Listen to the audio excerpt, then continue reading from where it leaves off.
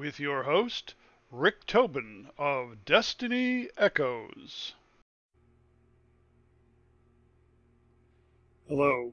I want to welcome everyone here to Destiny Echoes. Thank you for joining us.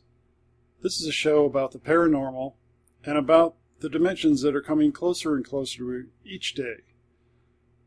But more than anything else, this show is about hope and growth through those changes. Today's topic, they are coming back, can be a shocker for some, but it shouldn't be totally. The governments of the world are trying to prepare people in general for what's coming, but I don't think in the kind of depth that they really need. This is nothing new for me. I speak with authority. I wrote about these issues over 20 years ago, and what would happen when we suddenly found ourselves face to face with alien races. Now, let me explain, once again, this is not to shock or to frighten anyone, but there are changes coming, and I want you to be ready for those. What are the agendas of the aliens?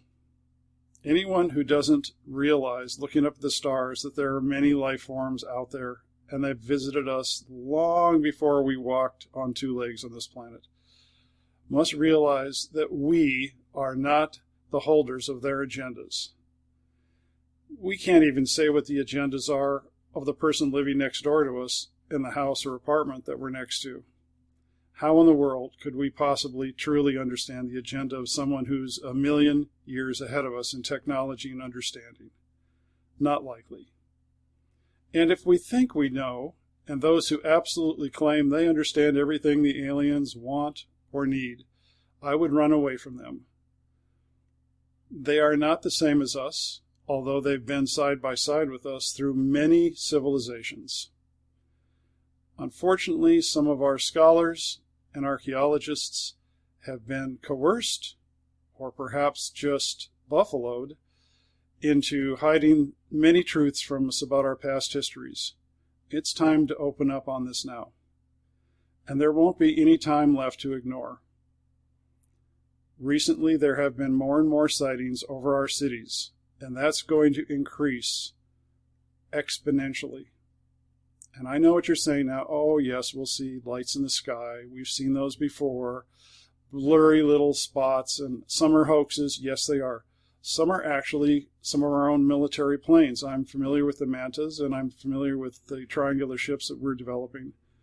But I also know this. The ships that are going to be showing up now will be in the daytime, as they have been over places like Mexico City. But these are big ships, and we're not going to be able to do a thing about them. The big triangular ones, the long cigar-shaped ones, some circular ones, many, many different races will be here and hanging out continuously over our cities. We're about to see the end of a great battle, a battle that's been going on for a number of years that many empaths have talked about, were aware of, and we knew was eventually going to be at our level. These battles in the skies have occurred before. We've seen them in the histories of Renaissance paintings. We've seen them in the stories of the Greeks and the Romans, of the ancient Indian societies in Egypt. There is no possible way you can ignore the fact that this is a sacred ground for more than just human beings. The earth is a wonderful place because of so much free water, its magnetic field, its minerals, and probably other things that we don't understand fully. Unfortunately, forces that have wanted to organize and deplete the resources here, degrade them, and then threaten with nuclear war are about to be, shall we say, diminished in their authority. The time has come. It has already occurred on many levels, other dimensional levels, beyond our solar system, and within our solar system. And it's gotten closer and closer to us that now it has, as they say, the chickens come home to roost. So we're going to have to get used to our friends in the skies over our cities starting quite soon. And by the end of next year, it will no longer be a phenomena, but a reality on a daily basis. I know this is shocking some of you. Some of you think that I'm absolutely out of my gourd on this, but I'm just trying to prepare you ahead of time. Now let me give you a few guidelines on what to do and not to do in regards to possible landings or getting close to these craft. First, definitely stay away from them when they are close in the air or landing on the ground. They put off high frequency and quite damaging electromagnetic radiation. You wouldn't want to stand in front of a radio tower either. And some of them actually, the ancient ones that may be there, might even have some radiation from other sources on the ships. Stay far away, let them settle, and if you need to approach, let those inside come out first. I certainly would want to know who's inside before I would get any closer, and then wait. In addition, should there be the battles that I'm anticipating that there are, and there are craft that will be knocked out of the air, don't go near them. Stay away. There are several reasons for this, both electromagnetically, radiologically, and possibly biologically. Don't go near those craft if they have come down. It is, I know some people are out there with their cameras on when a tornado is about to hit their house. I can't help you. That's why they have the Darwin Award. I'm just telling those of you who are listening and learning, stay away from the craft. It's not your business. Leave it alone. And for those of you in the military and the intelligence community who watch my shows and who want to know what I'm doing and saying, once again, I'm advising you, do not engage. You will be very, very sorry if you even attempt it. You realize now from other engagements you've had that is a huge mistake. There will be active hovering, as we might call it, over hotspots. That includes North Korea, the communist world in many countries, both China and USSR, over Iran, and places like Venezuela, perhaps places like the South China Sea,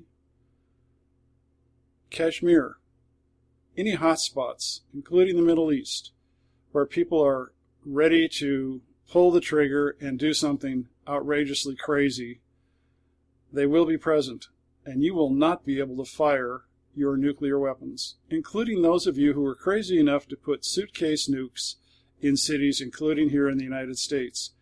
They aren't going to work. So there are many things about to come about in our society because of their presence, but first, it is a cleaning of house. And we'll know more about that. It'll become apparent in our society as well. I've already talked to some of you on my other shows about the influence of COVID. Let's just say it was a side effect not intended by those who may have developed this. But as we know, viruses change our DNA. There are markers on our virus, on our DNA throughout our bodies from past, let's just say, encounters. This particular COVID is going to open up our telepathic capabilities. And over the next 3 to 5 years, you who want to hide things, you who want to run the world with propaganda, are out of business because people will be able to read right through you. Everyone will. And won't that be a wonderful day for you who are hiding in your shadows, keeping the truth to yourself, or putting up misinformation? I wrote about organizations and local governments preparing for what I'd call mental disassociation of some parts of the culture when this information becomes present. There have been older reports about this too, about society falling apart because of the realization we are not alone. Well, enough people realize now and are aware that we've never been alone, and we never will be. We're just renting. We don't own. So this is a place of many cultures who've been here hundreds of millions of years with their civilizations, with their cities, with their cultures. Some of them are still deep under our oceans, deep under our feet, under the ground, and high above us, here in our atmosphere, and also on the moon, from what we are led to understand, possibly other planets as well. This is a fairgrounds, folks, and the doors are open. So, what does this all mean?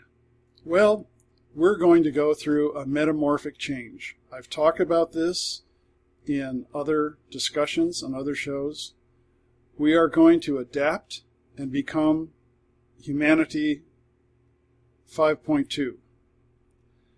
It means an upgrade in our software, in our minds, and dealing with those around us. Some people will not be able to adapt to these radical changes in dimensional energy. Hopefully we can help them through that, but they're going to be shocked when they start having more of these paranormal experiences. But we must avoid fear. Fear is not going to help anything. It never does. Be knowledgeable, understand, and learn from what's around you. Stand with others, but don't cower in fear. Now, for those of you who will hear from the government and other people initially that these craft are our Manta TR-3As or Astra TR-3Bs, that's a nice cover story to start. But we don't have anything that's 6 football fields long that hangs over Los Angeles for 3 months. I'm sorry.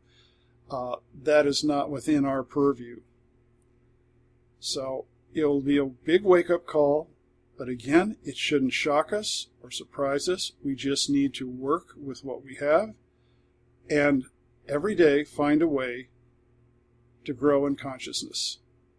And with that, my friends, I wish you a very safe and wonderful time ahead. Keep away from the COVID problems.